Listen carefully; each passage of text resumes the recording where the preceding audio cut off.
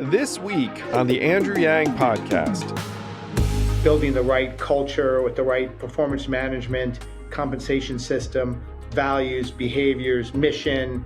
How do you attract the very best people in the world, but not only attract them, get the very best that they've got to give? If you can create that type of culture where you attract the best and get the best out of them, and you've got clarity around your vision, strategy, and an org structure that supports the strategy, then everything else, just happens. Magic happens.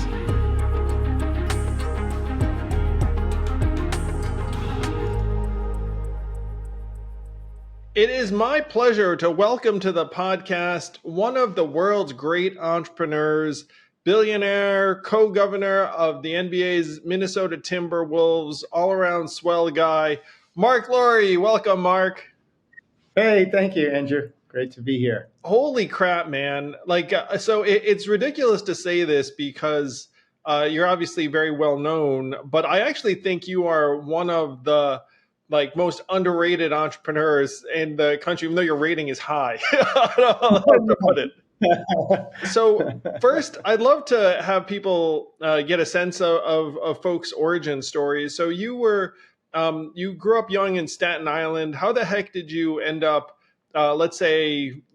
starting Diapers.com years later that you sold to Amazon for hundreds of millions? People love to hear about folks' origin stories. Yeah, I grew up in Staten Island, New York, as you said. Parents had me when they were 20 years old. We lived in a little apartment above my grandparents growing up. And, I was sort of born wanting to be an entrepreneur. When I was a little kid, I had something I brought home from school that said, what do you want to be when you grow up? And it said farmer. And my grandmother used to say, no, doctor or lawyer, not a farmer, because no one had ever been a professional before ever in my family. And so they said, no, you're going to be the professional. And I said, no, I want to be a farmer because they grow stuff from nothing. And that's basically what entrepreneurs do. I was born wanting to grow stuff. And I did every entrepreneurial venture a kid could possibly do, from recycling to newspapers to lemonade stands to car washes to baseball card business. I did everything. But, when I graduated college, didn't know how to get into the startup community, didn't have any money to do a startup, didn't even know what that was or how, it would work. So I was at a career fair and Bankers Trust showed up and, said, hey, do you want to come work on, the trading floor? And I said, yeah, that's great. I showed up the first day to the trading floor and they're like, oh, no. This is the trading floor, yes, but you're over here in the back office doing faxes and trade confirmations. So that's how I kind of started, was in the back office at Bankers Trust, and then got into financial risk management, and then was doing quite well. I was head of financial risk management. I was maybe 28 and a half years old, not quite 29. And doing really well, making good money. At this point, back then, making like $500,000 a year, couldn't, a lot. Felt like that's a lot of money, doing really well. And I just was not happy. I wasn't content. Didn't want to do banking the rest of my life. I wanted to be an entrepreneur, and I didn't know how to do it, what to do. But I couldn't sort of figure it out while I was working 100 hours a week. So one day I just got the courage and I walked in my boss's office and I said, you might think this is crazy, but I'm going to quit and I'm going to be an entrepreneur. And he said, well, come on, man, go back to your desk. You don't just say that. Come in, you have to have an idea, or you got to have money raised or something, right? Because I had just had a baby. So he's like, don't you have a baby at home? I said, yeah. He goes, go back to your desk. And then I said, no, I'm serious. I'm quitting. And he goes, wait, you're seriously quitting? It's like, okay, well, you're crazy. So can I put the first 50 grand in when you figure out what you're going to do? So that was, Jerry Goldstein back at the time was my boss. He put the first 50 grand in my first startup, and eventually figured out it was a sports stock market, and got my two best friends to join. And we sold it a year later to Topps, the baseball card and bazooka gum manufacturer. And they're like, wow, this is fun. You build something, you build it up, you sell it. and I had the bug. That was it. I was never going back to banking again. And that's when I sort of, after doing the pit and selling it and stuff, started thinking about the next idea. And that's where got the idea for diapers.com. Yeah, there's some legendary story about you packing boxes of diapers, in like a driveway in New Jersey into trucks and like fulfilling. Yeah, what basically happened was, so we're selling a lot of diapers over the internet. Started off at 1-800-DIAPERS, then diapers.com. But Procter & Gamble and Kimberly-Clark, the diaper manufacturers, they wouldn't sell us diapers because they said that this business is never going to work. And so we said, okay, fine, you won't sell us diapers, then we'll buy them from BJ's and Costco. So we would go to the club, we would buy the diapers, and they made us check out. And in the beginning, it was like, 50 boxes, then 100 boxes, then 200 boxes, Eventually, it became so crazy to walk through the register with hundreds of boxes of diapers every day. So we told the manager, hey, can you load the truck for us? He said, we don't do that. I say, okay, but he was very intent on us leaving some diapers because for the other customers. Sure.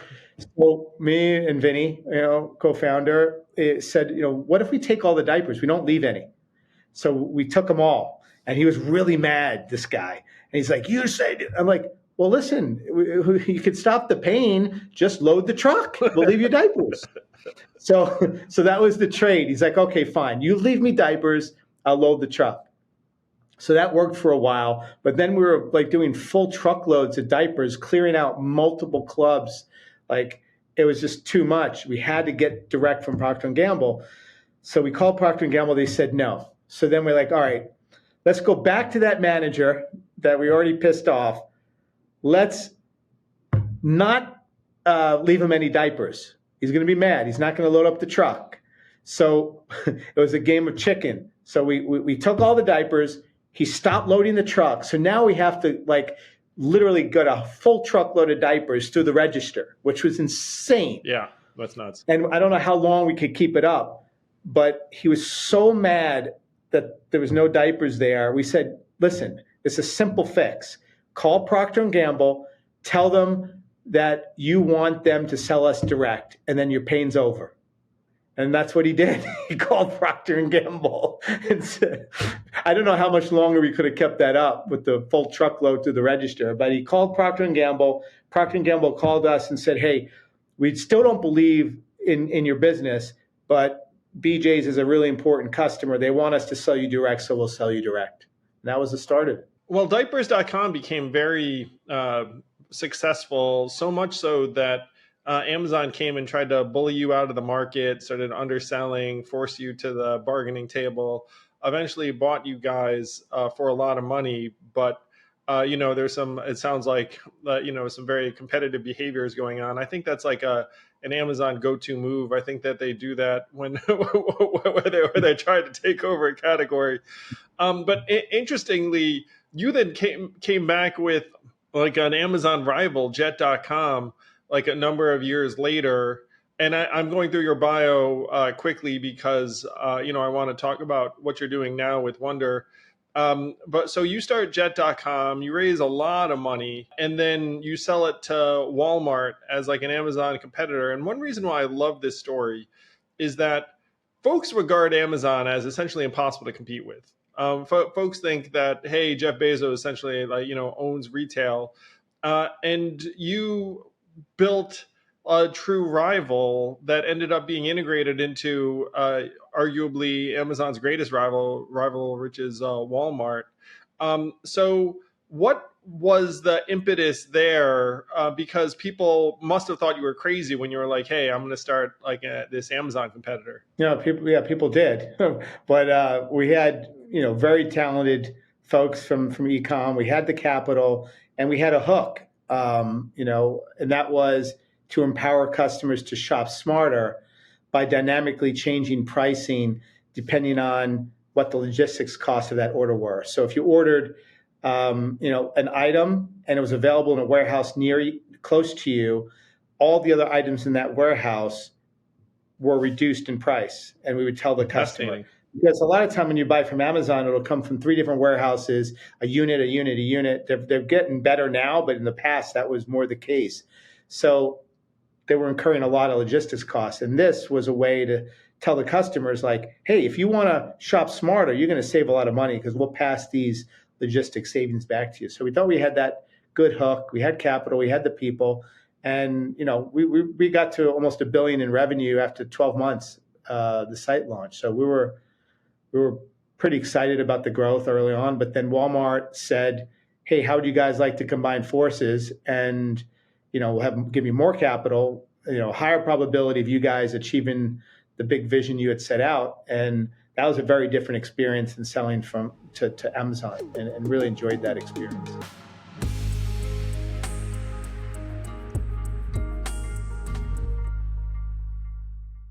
Thank you, listeners. Please make sure to like and subscribe. And if you have any questions, send them to mailbag@andrewyang.com, and we'll do our best to answer them. Thank you. This podcast is sponsored by Helix Sleep. I've been on a quest for the perfect mattress for my entire adult life. Why? Well, you do it 8 hours a day. I like to be active. My back sometimes acts up. So I wanted a firm mattress that offered me support, that did not overheat. I took the Helix Sleep quiz and got matched with a Dawn firm mattress, and it's been a game changer. It's been awesome. I have not had a single issue. And I got to say, people have come up to me and said, hey, I ordered a Helix Sleep mattress, and it's all been rave reviews, not a single issue. It's been an awesome partnership. And the biggest partnership is that I lie down on the freaking mattress every night, and I wake up refreshed and ready to go. Don't take my word for it. Go to helixsleep.com and check it out for yourself. And if you order a mattress, you can always return it without any issue because they have that much confidence in the product. Go to helixsleep.com/yang for a flash sale of 25% off site-wide for Sleep Awareness Month. That's helixsleep.com/yang for 25% off site-wide. helixsleep.com/yang.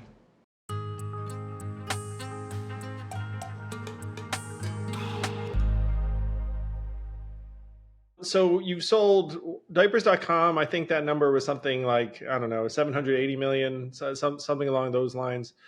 Jet was sold for between 2 and 3 billion, I want to say, to Walmart. So most people at this point are, on some beach somewhere. but then you have this big vision yet again for Wonder.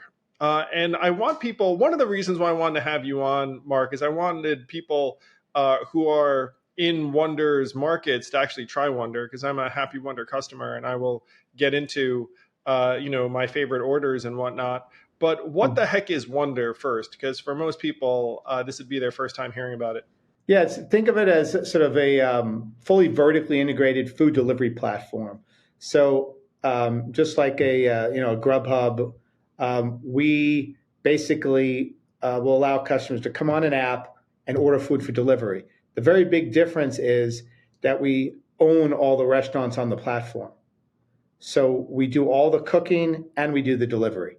And we've managed to, after spending 6 years and literally hundreds of millions in R&D, figured out how to cook as many as 30 unique cuisines out of a single 2,800 square foot kitchen with only 2 pieces of electric cooking equipment, with no gas, no hoods, no flames, in a very consistent way. So we've systematized the cooking of what is 560 unique meals out of one kitchen, cutting across everything from a high-end steakhouse, Bobby Flay Steak, to Jose Andres, to barbecue burgers, Chinese, Mexican, Italian, Thai, Middle Eastern, basically every cuisine restaurant you could pretty much imagine is coming out of one kitchen, which allows us to offer customers the ability to order from multiple restaurants in a single delivery, fast, hot, accurate, on time. It's a really elevated delivery experience, and the food is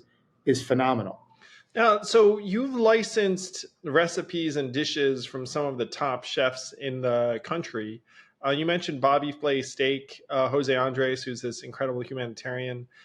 There are others. And this is one of the things I found fascinating, where people don't think about home food or takeout, I suppose you can call it, delivery, as elevated, but you managed to get all these celebrity chefs to sign on and say, hey, I'm going to put my name and recipe on this thing.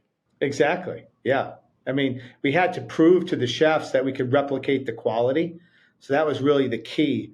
And a lot of just culinary engineering combined with software engineering together to be able to do it. We can cook that Bobby flay steak in 6 minutes to perfect temp, sear it on both sides perfectly.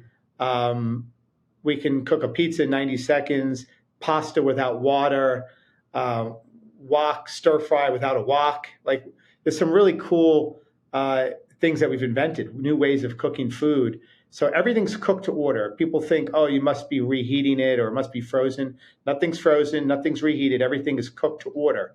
And that's what really makes the whole experience special.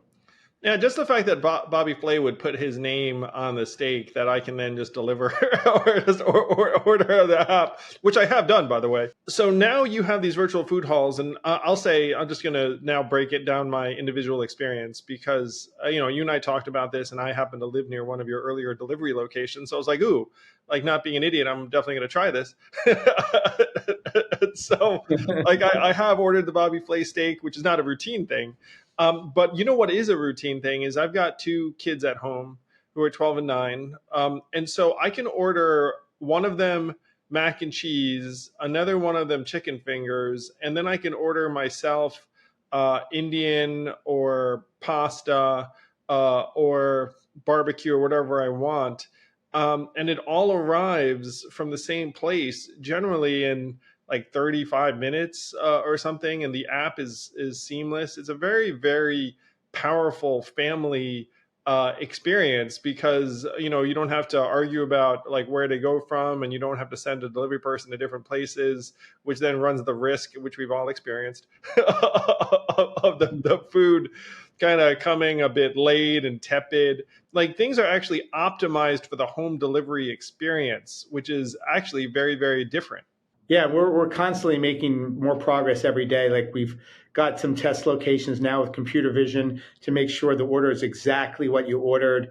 If there was cheese on the burger, there's cheese. If there was a dessert or a drink, or that's going to get really dialed in.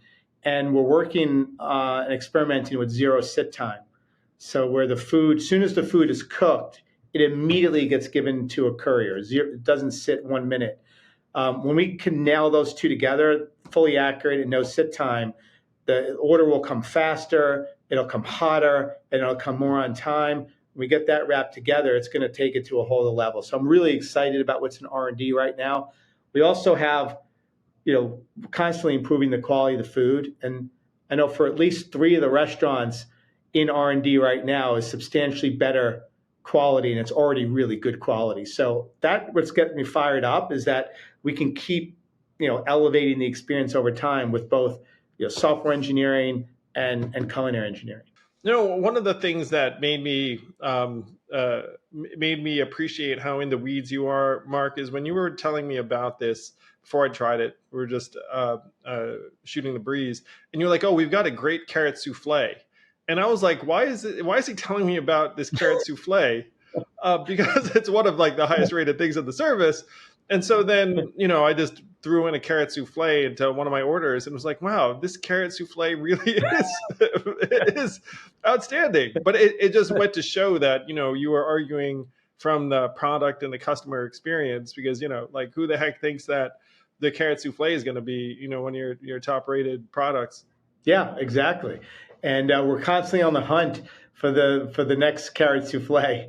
There's, that's the thing, we're not stopping. We're constantly looking for ways to increase the assortment and also add new restaurants to the same location. So for those that don't know, Wonder is a brick and mortar. It looks like a high-end fast casual. There's 10 to 12 seats, so you can sit down and eat, pick up and delivery. About half of it's pick up and sit down. So it's not a sort of virtual ghost type kitchen. It's a high-end fast casual. It just happens to have a big kitchen in the back that's capable of cooking 560 meals across 30 different cuisines. So at least at this point, some people listening to this be like, oh, like I'd actually tried this at least once. So I've got a question for you I don't know the answer to. Do you have a referral code for people when you're like, hey, try Wonder and like use like Mark, blah, blah, blah? Because if you don't, I'm going to give them mine and then I'm going to end up, getting whatever, referral free food. Yeah, by the way, I can give you one, but I like the idea that you're getting the referral credits. So yeah, give them yours. Okay, so if you go to wonder.com or download the app, my code is Andrew104. And if you use that, then you will get $30 off your first two orders, and then I'll get $30 of free food. So if you want to feed Andrew, yeah, go ahead. Oh my God, use. we're gonna have a lot of free food at home. Dude, I hope so. I mean, that's what I'm hoping for. I'm hoping that it just goes up and up, and then it'll be like, oh, good. Plus, I'm spreading good food, good family experiences for people.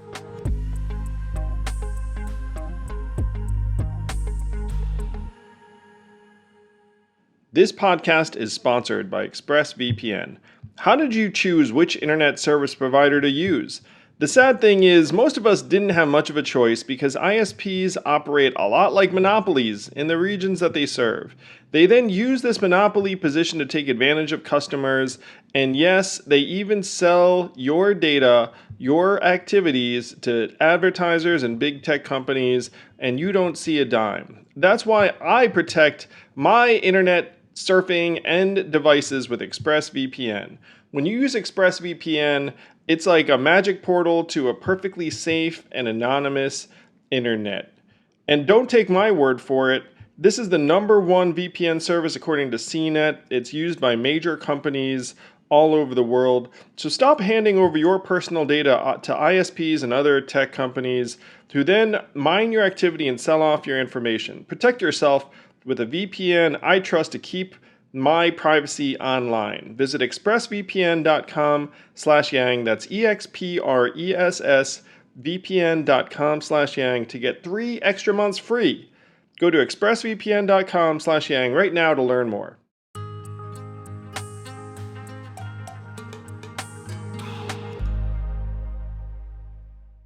So some people listening to this are thinking, okay, serial entrepreneur, super successful. Now he's gotten into fast casual and food. You've got actually a very, very big vision for this company. You've raised, I want to say, $1.6 billion for it, and you definitely have to teach me your fundraising practices. But you've got like a very big vision. And for those people also who are thinking, hey, is this in effect in my area? You now cover most of New York City, a lot of New Jersey, some of Pennsylvania, including parts of Philly, Rhode Island. You're just expanding to DC. So your footprint is growing, but you've got a very big vision for Wonder. Yeah, we have 40 locations open now. And like you said, most of them in New York Metro. But we're in about 9 months, we'll have 100 locations open and then open up another 100 plus next year. So it's very quickly going to be up and down the Northeast corridor. We'll be in Philly starting this week, next week, and then DC later in the year, and then the rest of the Northeast next year. So it'll start to see them pop up in pretty much everywhere in the not too distant future. But yeah, you're even talking about using AI to optimize for our nutrition, for budgets, for recipes. You guys have bought Blue Apron, which is a company that I'm sure a lot of people have heard of, which is like home cooking kits, and now I see actually little Blue Apron promos on the Wonder app. So you're thinking really big. Yeah, we also bought Grubhub and Seamless recently too. So you'll start to see local restaurants pop up on the Wonder app as well. So in addition to the great first-party experience, you'll also be able to get food from your local restaurant as well. I got to say, Mark, finding out about Wonder and the rest of this, it's been fascinating for me to see you operate and work. Again, I think you are one of the somehow underrated entrepreneurs, even though you're very highly rated. So you're around vision, capital, and people as the 3 things that make a great business work. And Wonder's attracted some awesome people, not just on the chef side. Yeah, absolutely. I mean, I think, this is something I've been an entrepreneur now, raising money for 25 years. Like, I've done probably a couple thousand pitches at this point. Like, and one of the things that I just kept coming back to on having the biggest impact on the business was clarity around your vision and strategy and all the nuances that go with it, and making sure everybody on your leadership team understands that, at the true essence of it and all the nuances. That you've got a capital plan that's not just about how much capital you need now, but in every round now and into the future, and then building the right culture with the right performance management, compensation system, values, behaviors, mission. How do you attract the very best people in the world, but not only attract them, get the very best that they've got to give? If you can create that type of culture where you attract the best and get the best out of them, and you've got clarity around your vision, strategy, and an org structure that supports the strategy, and you got the right people in the right spots with the right capital plan, then everything else, just happens. Magic happens. And so I spend 90% of my time just thinking about those three buckets, and it's how we're able to run so fast, because, you've got the right foundational components in place, and you got the right people in the right spots. But you had mentioned before, Andrew, about the big vision. And I just want to spend a couple minutes on, Please. if I could, like how excited I am about this. It's changing my life, and I think it'll hopefully change millions of lives in the future. I am, just to start off, you mentioned AI. I am now at a point where 90% of my meals that I'm eating on a daily basis, weekly basis, are AI directed. So I'm not choosing what to eat. AI is telling me what to eat for breakfast, lunch, and dinner most days. And AI has my blood results, which I feed it, my Oura Ring data, my glucose data, my in-body scale results. And it takes all this data, and I set health goals, and it basically tries to optimize for foods I love while making me healthier. So the first priority is food I love, but then it's able to fix my biomarkers, lose weight, get healthier, still loving the food. And so after every meal, I just rate the meal, 0 to 10, and it keeps getting smarter and smarter. And so now it's to the point where every meal is like, great. I love every meal. It knows the foods I love better than me. The next step to go from 90% to 100% is like when I eat out at a restaurant. It's not AI yet, but we have the 375,000 menus from Grubhub. In the not too distant future, when I go out to a restaurant, AI will tell me what to get off the menu, and then it's 100%. Then I'm just basically leaving it to AI. I'm healthier, I'm happier, I don't have to think about food, and also wealthier, which might not, be so intuitive. But imagine, it just takes, anybody in America, and they cook every meal. They're watching their dollars and how they're being spent. AI basically just sends you your groceries. You don't order, just shows up, put everything in the fridge, put it in the cabinet, and then you just listen. You wake up in the morning, and AI says, okay, have this for breakfast, make this for lunch, make this for dinner. Here's the recipe.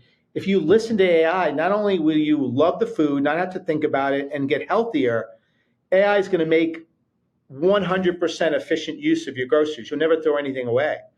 So waste goes to zero. Today, 30% of food in America is wasted. So imagine if you take those savings, 30% waste, and you reinvest that back into slightly healthier food, right? Instead of getting the cheap canola oil, you're cooking with avocado oil now. Well, you couldn't afford that before. Now you can, because you're not wasting food, right? So I think this is the future. It's coming fast. We're going to go into beta with this early next year, and then, so that's what I'm excited about. I mean, who's against less waste, man? I mean, if you can pull that trick, because I toss some stuff out all the time, and there's like a lot of energy goes into it. I'm sure some people listening to this be like, oh, that, I like making these decisions. Other people will be like, oh, sign me up.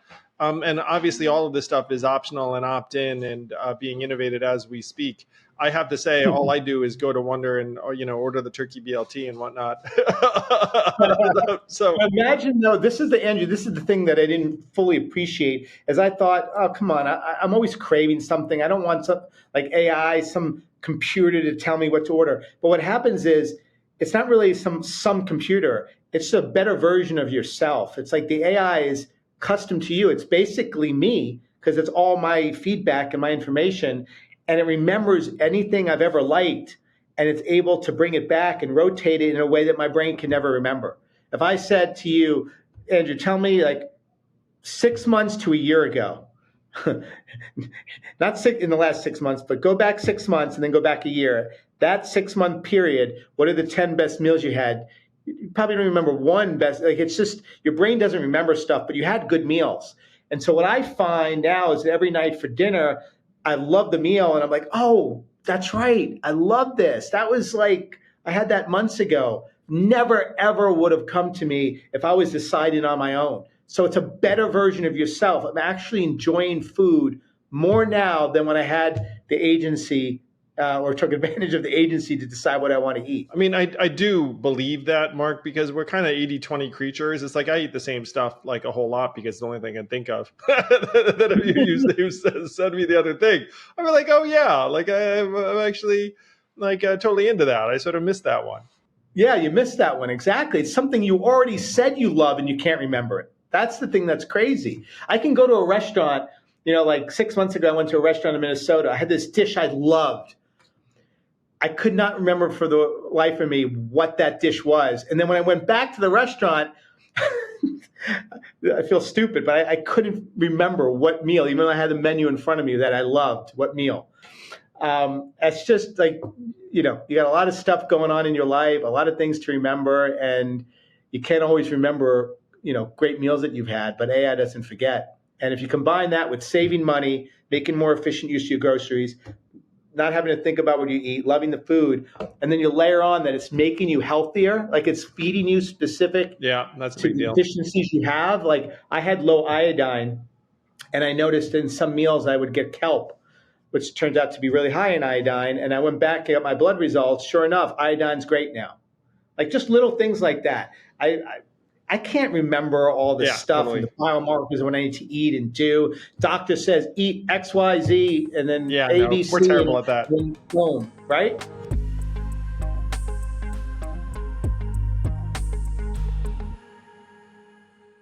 Have you made a New Year's resolution that's related to eating healthier, being a little bit more fit, losing a little bit of weight? Well, have I got great news for you. Factor meals can help you actually achieve that goal. Imagine fully prepared meals sent to you fresh. I'm good at a lot of things, I will confess, but I'm really crappy at cooking. And Factor makes it so that you can have a completely delicious, awesome meal in the comfort of your own home that's healthy, it's good for you. You know when you eat something and you know it's healthy?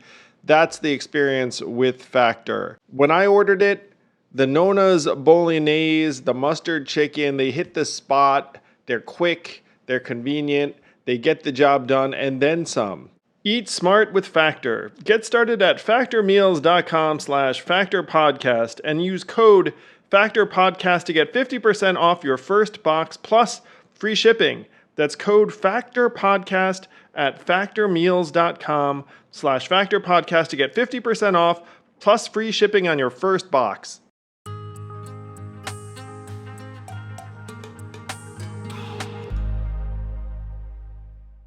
Wow, man, the vision of wonder. Healthier people, less waste, better efficiency with the budget. And it's all happening right now. One reason I really like your approach is that you're all in, like you're very, very focused in a way that most people who reach your level are not. You have like a lot in this company. And you're working on cataloging your thoughts in a book. We'll probably have you back on when it's actually coming out and all that jazz. But you're starting to work on a book about risk and risk taking. Yeah. So, yeah, it is about risk and my entrepreneurial journeys. And, at the core, the essence of it is that, people, I think, generally underestimate the risk of the status quo and they overestimate the risk of change. People aren't objective. Like what you're doing right now, what you're doing every day when you wake up, go to work, or in your personal life or whatever, is inherently risky. You just don't view it that way because you feel safe. You're just kind of doing it and you're not making any decisions. So how's that risky? If I'm not making any decisions, I'm not making a wrong decision. I'm just doing what I'm doing. Yeah, what you're doing right now, today, is risky. And this thing that you're worried about, this uncertainty of taking a risk or changing where you could fail, that somehow seems a lot riskier because you know that if I change and do X, it could fail, but you're already maybe failing. You're just not being objective about it. So the book is how to teach people to take risk effectively to reduce the risk of the status quo. And that's what I've used in entrepreneurship. I did it when we pivoted away from the trucks at Wonder, where it's like, yeah, like just continuing down the same path is the biggest risk we can take. Pivoting the model, selling the trucks, taking revenue to zero and starting over was actually not risky. It was to reduce the risk of the status quo, and it played out in our favor because now the company has gotten to a whole new level. But lots of examples of that, of situations where taking risk was actually a great way to reduce risk of the status quo. So that's kind of like high level. I was talking to Nate Silver, and he discusses risk takers professionally and how people act on expected value. And that if you can act on expected value, then it frees you in various ways. But most people can't act on expected value. That they overestimate the risks of like the new thing. They do underestimate like the problems with the status quo. This even reminds me of a conversation I had with a social scientist or historian, Yoni Applebaum. But he's like, like physically moving actually improves your mental state and your state of mind. That like, people moving, not to say, it's like you don't need to move cities necessarily. You can move apartments, you could switch jobs. There are a lot of things you could do. But just dynamism is good, I suppose, is backed up by the data. Yeah, absolutely. When you said that thing about expected value, the problem that people have with expected value is that they focus on the probability of success. So if I said to you, you got a 10% probability of success, but if it works, it's 1,000x. They just focus on, well, that means 90% failure. I know, but 10% chance is 1,000x. I know, but it's 90% failure. And they just can't, and especially big companies that are so focused on 10% 1,000x is 100x, according to my math, right? Yeah, right. Yeah. But people, they avoid things that have a 90% chance of failure. And I think that's where the opportunity lies. And that's where there's always these openings for entrepreneurs to disrupt big companies because they will seek out those opportunities. But it's hard to basically kill yourself, work 100 hours a week for something that has a 10% probability of success. And that's what defines entrepreneurs, right? It's like it's okay to work really, really hard in your profession, but when you do, you typically get rewarded with more pay, more compensation, bigger bonus. Entrepreneurs work really, really hard, give up your life, no work-life balance, sacrifice so much for a 10% probability of success. But expected value, like you said, is there, right? So you should be going after those opportunities. Yeah, man. I don't know objectively what my chances of winning the White House were, but it felt the same way. Where I was like, look, I've got a low probability of like this outsized thing, and then even if you wind up not in the 10% zone, you wind up someplace that's better than where you are. That's different. Yeah, and then you end up growing and developing from it.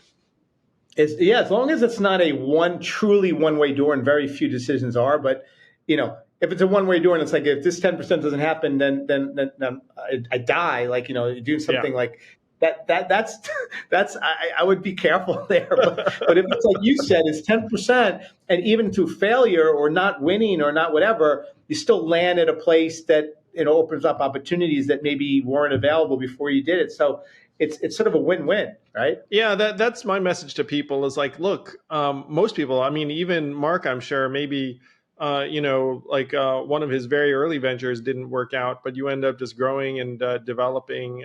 Certainly my early ventures didn't work out.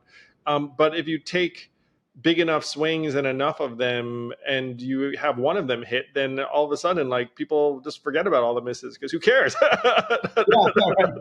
The key is like you said, Ken, you just got to keep doing the 100 hours a week with the low probability. You can't, there's no shortcut. Like it's low probability and crazy, insane, commitment and work ethic around it. Yeah. You got to bust your ass to really have a quality at bat. accepting that you still might not get on base and has nothing to do with you, and your ability and your work ethic. Marc, really, really excited to track the growth of Wonder. So again, listeners, Andrew104, $30 of free Wonder orders. You can thank me later. How can people keep up with you and your work? And then one reason I think you are a little bit underestimated is that you're not one of these chest poundy billionaires, like constantly, like, I mean, you're just freaking building, grinding, iterating, tasting the carrot souffle. But if someone wants to keep up with you and your work, how can they best do so? I'm on LinkedIn and Instagram. That's where I post most of this stuff. I guess X as well, but I'm not a big social media guy. Probably why you're wise, my friend. I'm so focused on the business every day. But I do post things from time to time, and I do podcasts, here and there. So there's some decent ones out there. Yeah, I'm sort of head down, Andrew, just building. Well, it's one reason why you've been so successful. Marc Lore, one of the preeminent builders out there. This one, it's going to reach your kitchen table, maybe make you a little bit happier and healthier. Please do keep it up, Marc. You're an inspiration to entrepreneurs everywhere. You talk to young entrepreneurs. Like you're just a natural builder, and we could use more like you. Thank you, Andrew. I really appreciate it. Thanks for taking the time to talk to me.